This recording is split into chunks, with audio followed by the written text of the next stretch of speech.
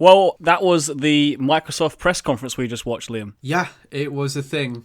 It was. I guess first impressions for me were I was surprised at how little they really focused on. I guess now we know the Xbox One Scorpio as Xbox One X, which we kind of predicted it was going to still keep the Xbox One branding. But and I like the name, honestly, Xbox One X, even if the price seems pretty extortionate. I've got to say, just on the name, someone did say to me that it was called that about a month ago, and I ignored it because I thought it was wrong. But I feel bad about that, but I kind of like the name. I think Scorpio would have been dumb because that it almost sounds like a different system, and just Xbox One X, it sits alongside Xbox One S, so I'm fine with it. I don't really care. It's $499. I don't feel like they didn't really showcase enough to like warrant that price range, I guess. I don't know. It might be a premium product for people who are really into it. I love my Xbox One, but it's very hard for me to justify buying this on the basis the Xbox One is just not getting the support that the PS4 is getting, and I already have an Xbox One. If I'm going to get another system, it's probably going to be a PS4. I'm not going to shell out, an extra amount of money, such a big amount of money. The library isn't really going to change in a major way. I'm just really paying for a 4K Blu-ray player and better graphics, and I don't know. I don't know how it stands as a buyer proposition.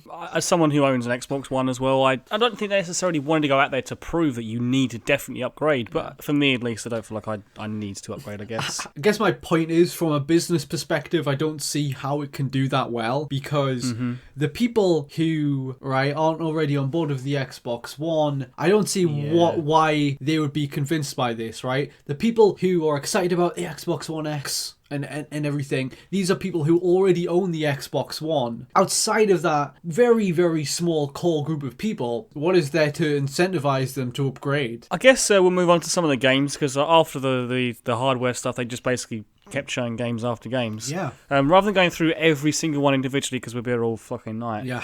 I guess we'll just say, what was probably your favourite of the show? Oh, that's difficult. I mean, I really wanted more of Crackdown 3. I think that would have stolen the show if they'd actually shown it properly. The trailer they showed, I mean, Terry Crews aside, it was just like, that was the worst possible way they could have showcased that, with like weird like close-up shots of all the characters. It didn't show well. You asked me like what I actually liked. I don't know. I just wanted to talk about Crackdown 3 there. Sorry. No, it's fine. But, beforehand, when we were watching it, you were like saying to me, "Oh, I can't wait to see Crackdown 3." And as someone who I've never really played Crackdown, so I wanted it to wow me. I wanted to I need to buy a Crackdown 3, and it looked cool. But it didn't make me go, "Yeah, I definitely need to buy this." If it lives up to the potential of the original, it will be fantastic. It'll be really good fun, because that's what the first one was. Anyway, you asked me like what really impressed me. I really like the look of that Dragon Ball game. That looks really cool. I love the art style. I love a bit of Dragon Ball. I'm not like, I don't watch any of the anime. I haven't watched it since I was probably about like 12 or something at the latest. But finally a game that really gets the art style nailed down. We've had a few that got close, but this looks like the show. This is what I've always wanted, and I'm all in for it. I mean, if the mechanics are solid, it looks over the top and crazy, like a tag team fight or something. I don't know. It just looked really cool. And also Anthem was my other one. Sea of Thieves looked cool too, but we'd already seen that. So yeah, Anthem definitely deserves a nod. I loved, I love the traversal, like flying around, and that looked really cool, like very kind of Superman-ish. I'm well into that. So I haven't seen a game really pull off kind of like flight like that. You know what I mean? Like in like a look like Iron Man almost. Yeah. I've never seen a game pull off the controls of that, the mechanics of that correctly. Yeah. So it's about time someone did. So I'm very excited for that. It looked really fun going around just shooting things, and the weapons look cool. And it looked like we said this before, I guess, but like it had the traversal and scope of like Xenoblade Chronicles X, and like the combat more of Mass Effect. I think they can pull it off. That's a pretty cool combination. Yeah, the scope of the world and the creatures and everything, it looked very cool. Some of the creatures, I've got to say, did look very like stuff out of Xenoblade X. Like there was a creature that toppled over in a part of it, and I'm like, that. I was thinking that is something like that is so close to this big creature that you see lumbering around in Xenoblade X. I mean, I was not a big fan of that game, but I loved the look of the world. Like I loved exploring the world, and that was about it for that game. Like, the actual gameplay of it, didn't really grab me. No, and the story just pants. Oh yeah. But even though it has a similar sort of concept of like the story, like setup, where like this like sort of remote group of humans, I guess, have this like city that like they're trying to I don't know, this remote planet, I guess. Yeah, it's weird how similar they are in a lot of ways. I think we can safely say it's unintentional, it's a coincidence, but this is kind of more what I wanted out of Xenoblade X. Something a bit more action based. Definitely. That would like cut to the chase a bit quicker, because I don't want to play 40 hours to get a mech. What was your favourites? You mentioned Sea of Thieves. Like I've been looking forward to that game ever since it was first shown off, which was 2 years ago now at E3. I think that game's gonna be really cool. It just looked really fun, I guess. It's a game that I feel like definitely sticks out on that lineup of games from Microsoft. The majority of them are like sort of third-person action games, and just felt different. But other games that I really like the look of, actually, I know that you also like the look of, was there's that game called The Last Night that had that which was the 2D art style with the 3D like lighting backdrops, where it looked like Blade Runner. You compared it to. That looked very cool. The art style did look very cool, and the world and everything. I mean, I don't know how it would play, but it looked very nice. Is there anything else? I mean, I know that you Assassin's Creed Origins. I don't know if you knew much about that game before, but yeah, good one. That did look cool. There was some cool stuff. It looked like it was breaking the mold quite a bit. There was definitely some new mechanics I saw there. There was some kind of thing with like a controlling an arrow in midair and that kind of thing, and the eagle. That's definitely very Far Cry-ish, but I was into it. It looked cool. I like the setting and the era. It looks very neat. This is the first time I've been interested in an Assassin's Creed game, I guess, really since Brotherhood was the last one I really enjoyed.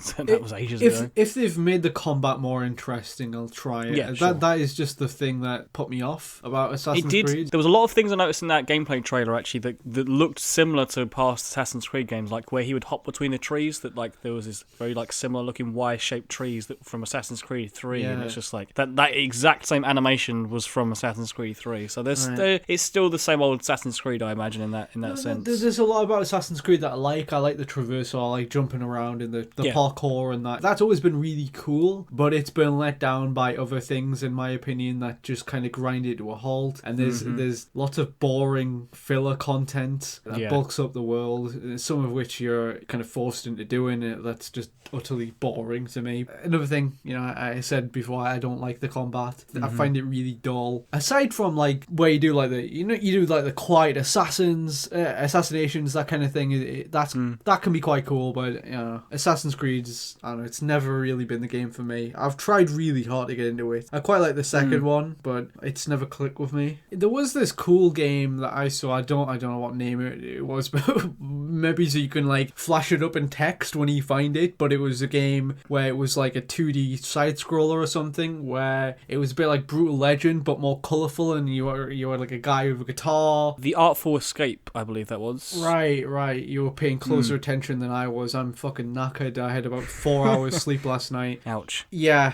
that bad. That looked really cool. I don't know what the fuck was going on, but I was digging it. I was thinking the same thing. I was like, I like the look of it. I don't know what the fuck I'm looking at, but it looks cool. That was a lot of this press conference for me. Yeah, it's true. That is very true. I know you like the look of that Super Lucky's Tale, which was like originally a VR game. It's like 3D platformer. Yeah. I said this to you while we were watching it. Like, this is definitely the type of thing that the Xbox needs. Is more kind of colourful platformers, and if only they had their own IPs that were like 3D platformers. I know, Dan. It's painful. I don't even want to. I don't even want to go into that. As someone who like lived on Rare from the late 90s, early 2000s, as much as I love and cannot wait, and I really want to love Sea of Thieves, we had this conversation before of like, why don't they let other companies just let them have the IP?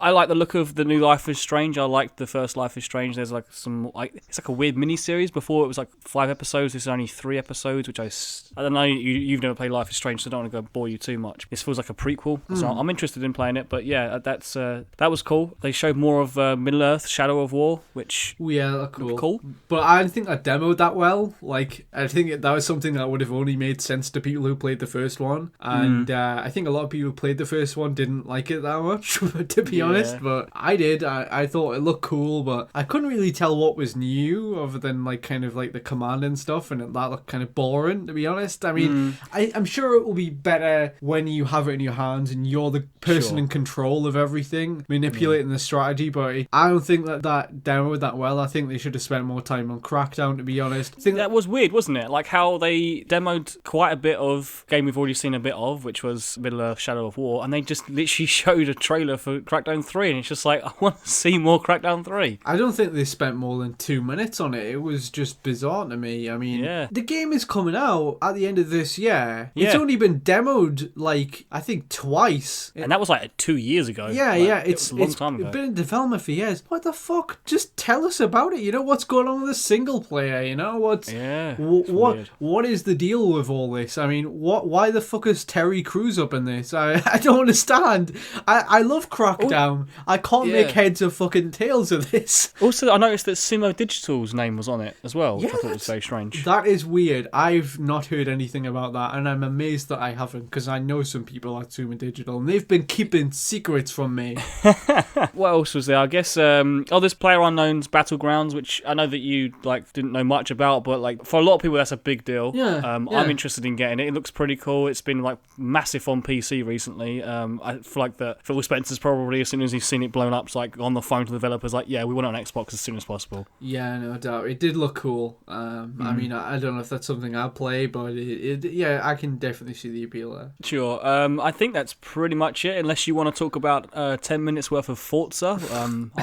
Overall, like, it was a pretty well-paced conference, but like towards the beginning, I was just like fucking falling asleep. It was like, I will never understand why they have to bring out a car on the stage every year, and that's a big deal, and everyone moves and applauds to that. I don't get it. I know people like cars. I was 6 once too. I understand, but why does that have a place during a Microsoft Xbox press conference? I don't know. Actually, the last thing I guess we'll talk about is the original Xbox backwards compatibility. They sort of like teased, sort of. That is a really cool twist. I didn't see that coming. That makes me really happy. If they can get some like good support behind that is going to be amazing. Like, I'm curious, are they actually going to have like, are you be able to put in your original Xbox disc into an Xbox One and it will play that game? Because if it can, that's pretty fucking cool. I don't think so. I don't know. I don't know if that's even technically possible. That's what I thought as well.